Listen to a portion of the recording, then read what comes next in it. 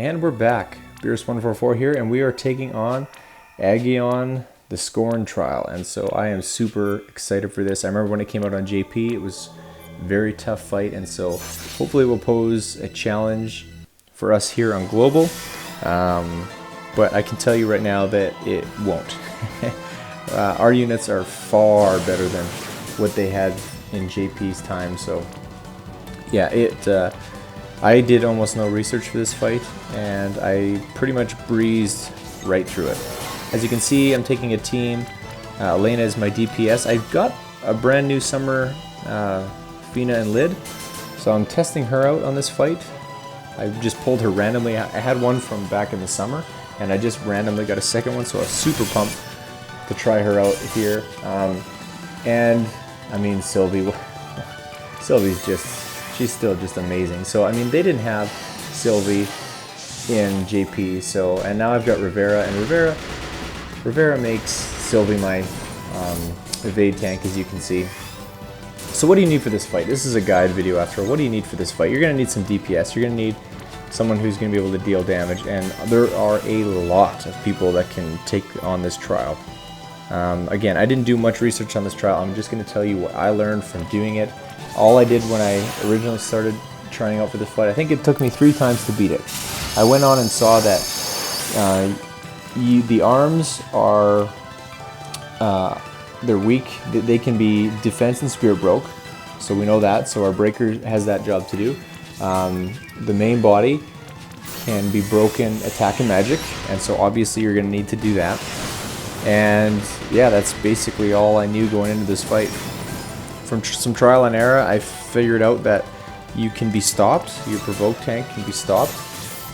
And there's also, I think, it's in one of the phases with the arms, it will do unavoidable death. But I threw on a Genji shield, and I was able to provoke it, and I was able to withstand the death. So I was able to nullify the death. So what I did was I built Charlotte high spirit, high HP, as high as I could get them both. Didn't worry about elemental resistance, status resistance, any of those things. I'm not sure if there is status resistance to worry about in this fight, but it didn't seem to bother me. Like, she's blind right now, but it didn't seem to bother me at all. Genocide Beam, you can't cover that, I don't think. But I know if you've got high enough spirit, your team can tank it no problem. So yeah, you could also use Zon. If you could find a way maybe to make him your evade tank. He can steal the buffs from Aegon, so you could have, basically you could bring anybody in because you have such high spirit. It's a 300% spirit buff, so I mean it's ridiculously high. As well as attack and magic, and like it's a full buff, so yeah, even your DPS is going to do a lot more damage. But yeah, so what are we doing here? We're taking out the arms. It says something about them being beast and, is it demon or beast and something else? I didn't pay any attention to that because frankly that's really not the point. They do some physical damage to you that can be evaded. No worries at all. When it's just the main body left, he's going to be doing genocide beam, and he's going to be doing some single target magic damage, and so that's where Charlotte comes in. She's going to provoke all that stuff. You're going to want high damage mitigation from her limit burst, and you're going to want also some form of magic mitigation. So Sylvie can do that for me if I need her to, but also Charlotte can do that with her Knight's Command. That gives you a 30%, I believe it's 30%, magic mitigation. So on top of the general mitigation, she also has magic mitigation. That's for the entire party. And as well, she also has her cooldown, and I sprinkle that in near the end of the fight because it seemed like every few turns he would throw in an extra genocide beam, and that the first time I cleared it, I did not have a friend that had high enough spirit, and it kept killing my friend, and so it was super annoying that I have to basically struggle my way along at the very end. So I'll sprinkle in the Knight's Command because I think it's a 70% magic mitigation AoE for 1 turn, so you'll see that, I think, part 2 or part 3 of these videos. What else can I say about this fight? I mean, you want to have, you got to be careful. Aegon's he's gonna remove his attack and magic break, and so you got to pay attention because he can remove it. I thought it was randomly. It's probably not random. It probably happens, you know, on a certain number of turns. I'm not totally sure, but it does happen, and so you just got to make sure you're paying attention, so that you can always have that uptime on. You got to make sure your provoke tank is uptime 100% of the time, and your AOE physical evade tank is up 100% of the time. If you're doing that, you're okay. And for this electric attack here, I like Sylvie there because she can give 100% electric resist or lightning resist.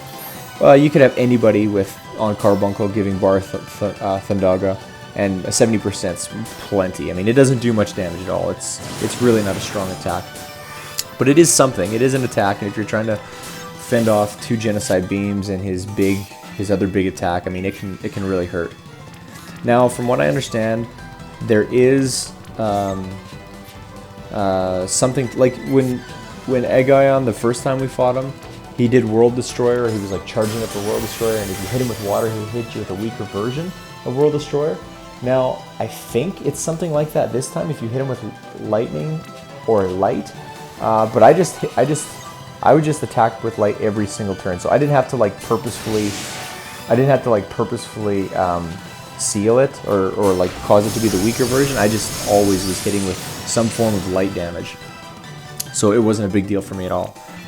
And yeah, I mean, I never noticed it. If you happen to find yourself, I think in the very first time I fought this fight, I had everything up, I had my break up, I had my buffs up, everything was going good, except for my Elena's. I took a turn to, you know, set up her next attack, and I don't think I did any damage at all. I didn't hit it with light or anything, and I got absolutely obliterated, and I think that's what it was. So I just quit doing that. In the later ends of the fight, I just made sure I was getting damage I was getting some form of light or lightning hit every turn. Again, I didn't do a lot of research because I ended up beating it on my 3rd try, and I didn't have to go back and really study it. Like the Wicked Moon, the Scorn of the Wicked Moon is unbelievably complicated, and it's like 3 or 4 times harder than this fight, I think, because it's so demanding. Like, it's so specific, the units you have to use. There's only so many magic dealers in the game that can get the job done.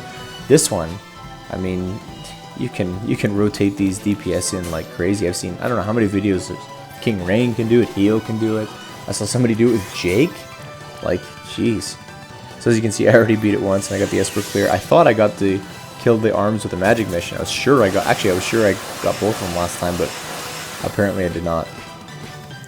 So as you can see, it just carries on. It's not the end of the world. I built my team high spirit, high HP. That's it. Rivera, she can give you a beast killer, and I think I even used that earlier, but it's negligible. I mean, it's not. Yeah, Dispel Gun. I wanted to make sure because it can, the main body can also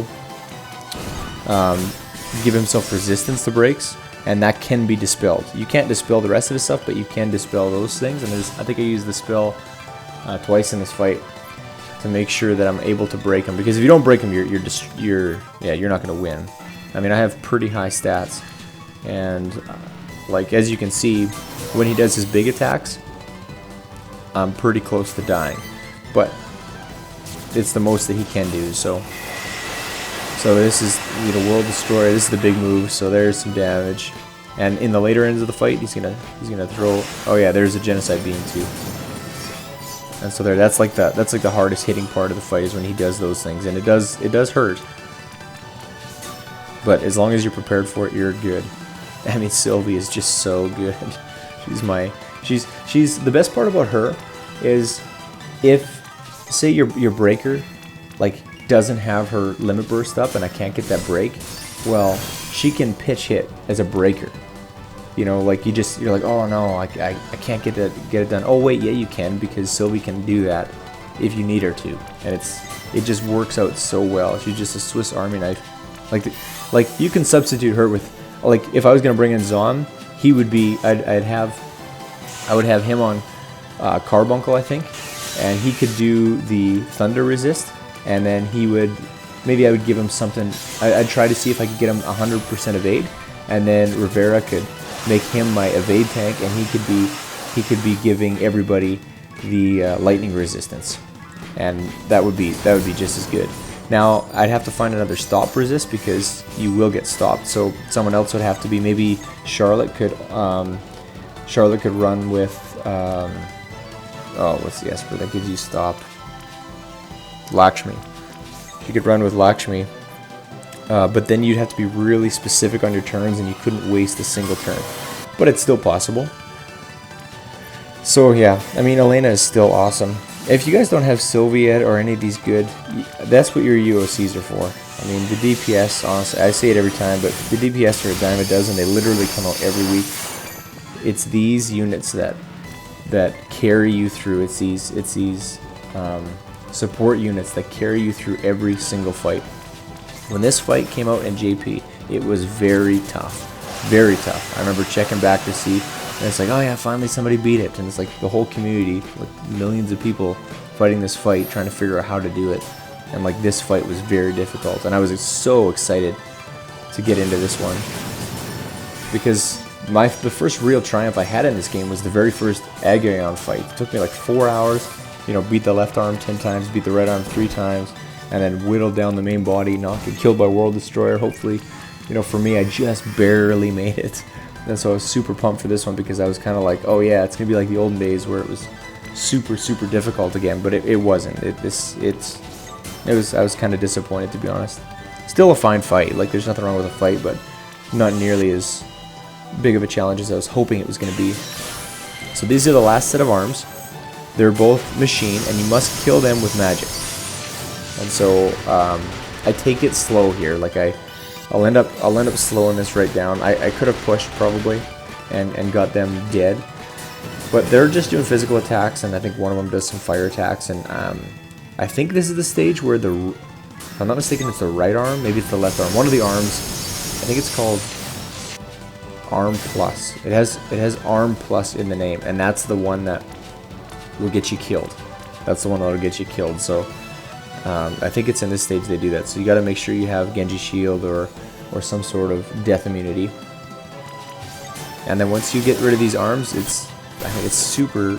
You're home free, really. I mean, the whole fight, you're kind of home free as long as you don't make a mistake. You must make sure they are broken the whole time. The arms are going to buff themselves.